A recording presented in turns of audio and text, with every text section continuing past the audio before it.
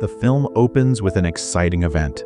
A famous discoverer is showing off what he found, the skeleton of a giant bird. But when he displays it to a group of travelers, they just laugh. "You're lying," they say. The discoverer tries his best to explain, but they just dismiss him completely, turning their backs. "Fine," the discoverer says. "You don't believe me. I'll fly into the sky in my airship. Just wait. I'll search for that bird and bring it back to show you." While everyone else was so quick to doubt him, there was one little kid who listened to his every word. This boy truly believed and said, "Yeah, you'll definitely come back with that bird." The name of that kid was Carl. One day, young Carl is pretending to be that great discoverer in his yard, dreaming of flying high into space. He hears some noises coming from an old, empty house nearby, so he goes to check it out. Inside, he finds a girl who is also playing the same game. It was clear she knew all about the discoverer and completely trusted his amazing discovery. They quickly realize they share the same interests and become the best of friends. Then, one day, Carl's balloon slips from his hand. When he goes to grab it back, the wooden plank he's standing on breaks, and he falls, badly hurting himself. As he's resting at home, his new friend comes to visit him that very night. She shows him a book. "These will be my adventure stories," she tells him. "I want to be just like that discoverer we love. I want to do something great, exactly like he does, and write all my adventures in this book." Carl looks at her and says, "Wow, that's such a wonderful idea." They spend all their time together growing up side by side. They fall in love, and eventually, they get married. They move into the same house that Carl's wife lived in when she was a little girl, and they fix it up together. Carl becomes a balloon seller, and his wife works as a tourist guide.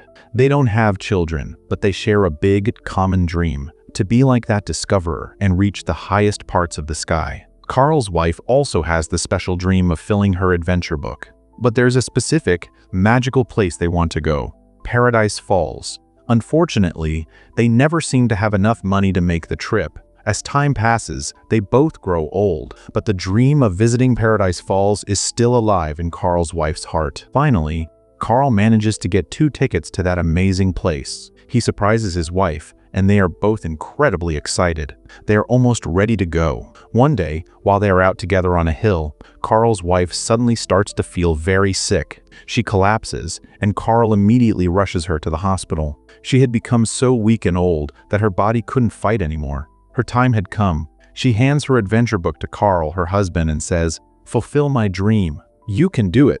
He becomes quiet and spends his days remembering his wife. Then, construction workers show up near his house. "We're building," they tell him. "Your house will have to be torn down too." One day, a little boy comes to Carl's door. His name is Russell, a sweet, slightly chubby kid. He explains to Carl, "I love being outdoors and exploring.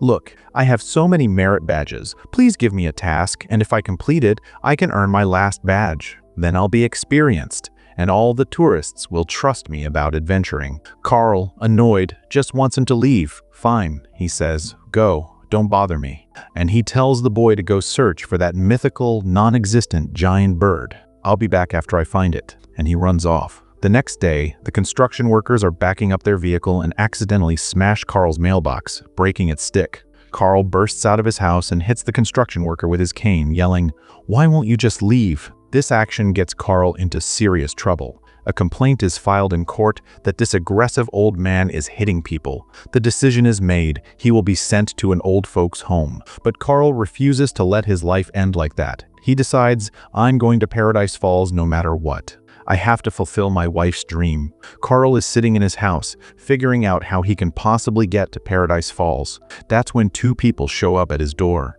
"The time has come," they tell him. "You need to come with us to the old folks' home." Carl tells them, "Okay, just wait outside."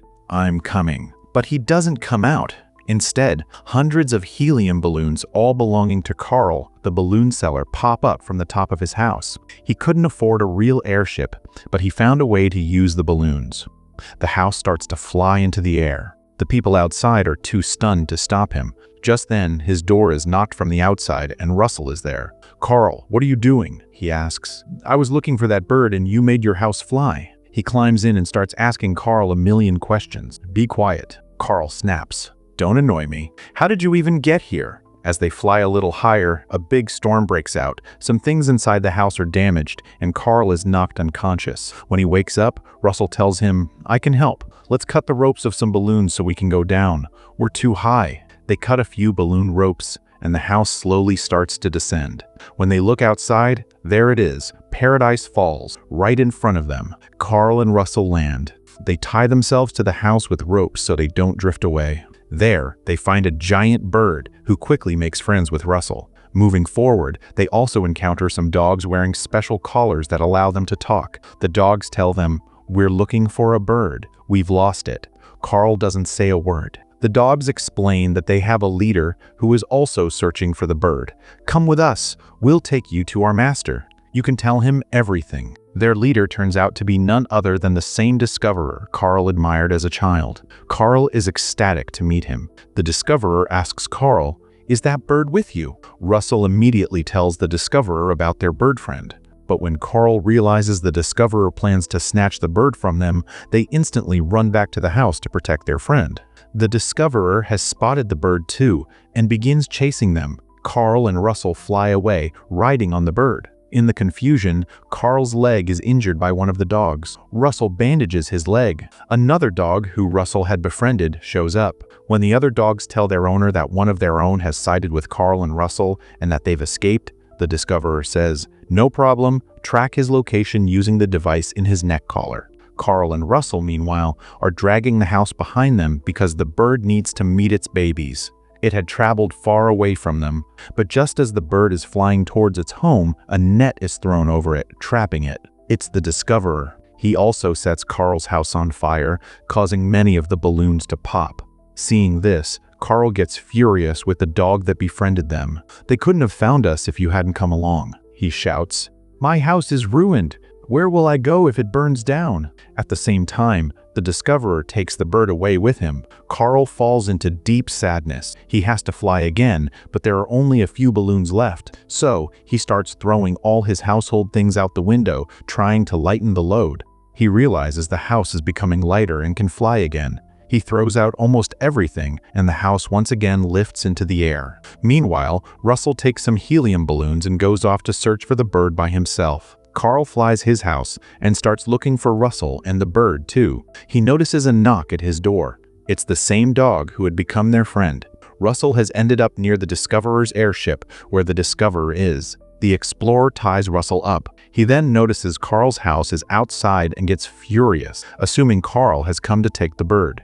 He orders his dogs kill him, and in the process, he accidentally pushes Russell over the edge. Carl arrives just in time and saves him. Carl takes Russell inside the house, then takes their pet dog and goes over to the discoverer's airship. They have to rescue the bird before the discoverer experiments on it or kills it to display its skeleton. Carl finally reaches the place where the bird is imprisoned. The other dogs appear, ready to attack him. Carl is quick and he pulls out his stick to defend himself. He reaches the bird, locks the door, and sets the bird free. Russell is also trying to get out of the house, but he falls and only manages to hold onto a rope. The discoverer, seeing this, yells, "Catch that kid and destroy his house. I won't let anyone compete with me." The discoverer goes to attack Carl himself. He's about to strike when the dog who befriended Carl and Russell appears from behind and catches the discoverer's foot to stop him. The discoverer hits the dog and locks it away, then turns back to Carl. Carl defends himself with his stick.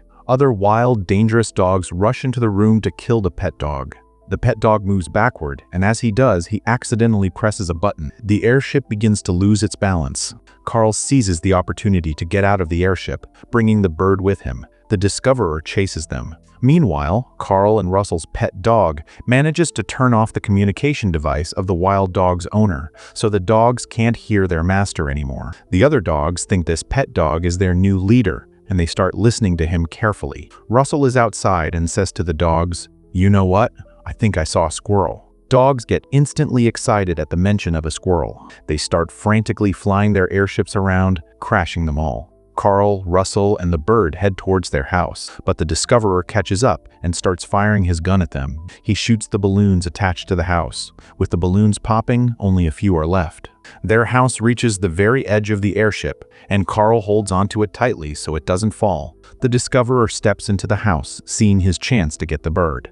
Russell! His foot gets caught in the remaining balloon ropes, which snap, and he falls down. It means he's gone forever. Carl is then shown letting the bird go so it can be with its little babies. Finally, Carl and Russell fly back home from their incredible adventure. Russell is awarded his last merit badge. The movie ends with Carl and Russell sitting together, eating ice cream. They have formed a wonderful relationship. Carl has, in a way, gained a son, and Russell has found a father figure and grandfather. In the very last scene, we see that Carl's house wasn't brought down after all. It is still there, resting perfectly near Paradise Falls, just as Carl's wife had always dreamed. And that's where the movie ends.